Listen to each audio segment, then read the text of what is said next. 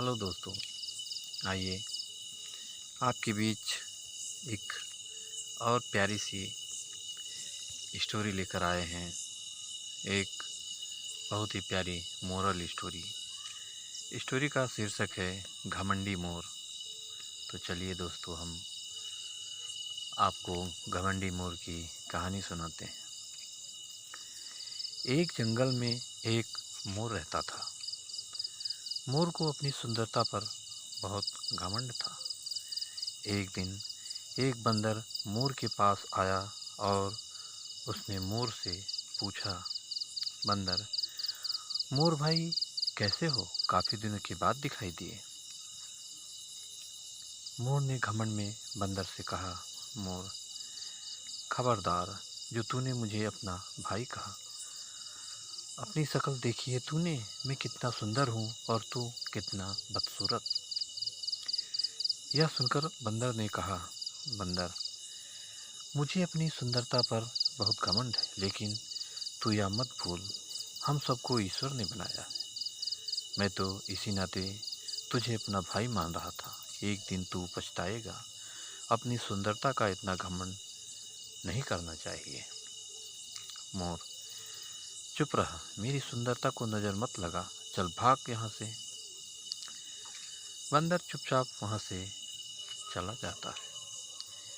इसी तरह कुछ दिन बीत जाते हैं। एक दिन जंगल में दो शिकारी आते हैं। उनमें से एक कहता है, पहला शिकारी, देख उस पेड़ पर बंदर बैठा है, चल इसे पकड़ लेते हैं और किसी मदारी को बेच देंगे, अच्छे पैसे मिलेंगे। दूसरा शिकारी, अरे वह देख दूसरे पेड़ पर मोर बैठा है, जानता है इसके एक एक पंख की कीमत कितनी है? इसे पकड़कर इसके पंख बेच देंगे, फिर मोर को मारकर इसका मांस पकाकर खाएंगे। मोर यह बात सुनकर रोने लगता है। शिकारी बंदर को छोड़कर मोर की तरफ लपकते हैं। तभी बंदर उन दोनों पर हमला कर देता है। वह पहले शिकारी के कान काट लेता है। वह किसी तरह जान छुड़ाकर वहाँ से भाग जाता है। उसके बाद दूसरे शिकारी के पैर में काट लेता है। वह भी वहाँ से भाग जाता है। उसके जाने के बाद मोर बंदर के पास आता है। मोर, बंदर भाई, मुझे माफ़ कर दो। मैंने घमंड में आपका अपमान किया। जिस सुंदरता पर मैं घमंड कर रहा था, वही आज मेरी मौत का कारण बनने वाली थी। बंदर,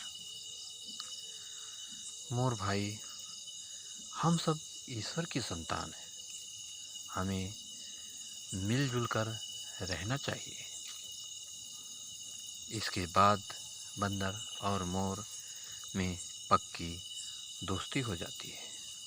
तो दोस्तों, हमें सदा ही आपस में मिलजुल कर रहना चाहिए, क्योंकि हम सबको एक ही ईश्वर ने बनाया है। इसलिए कभी भी अपनी सुंदरता पर घमंड नहीं करना चाहिए। तो दोस्तों, इस कहानी से आपको क्या सीख मिली, हमें कमेंट करके ज़रूर बताना। और दोस्तों, अगर अभी तक आपने हमारे चैनल को सब्सक्राइब नहीं किया है, तो जल्दी से आप हमारे चैनल को सब्सक्राइब कर लीजिए, जिससे इसी तरह अच्छी अच्छी कहानियाँ आप लोगों के बीच पहुँचाता रहूँ। तो दोस्तों, अगली कहानी में फिर मिलेंगे। तब तक के लिए नमस्कार।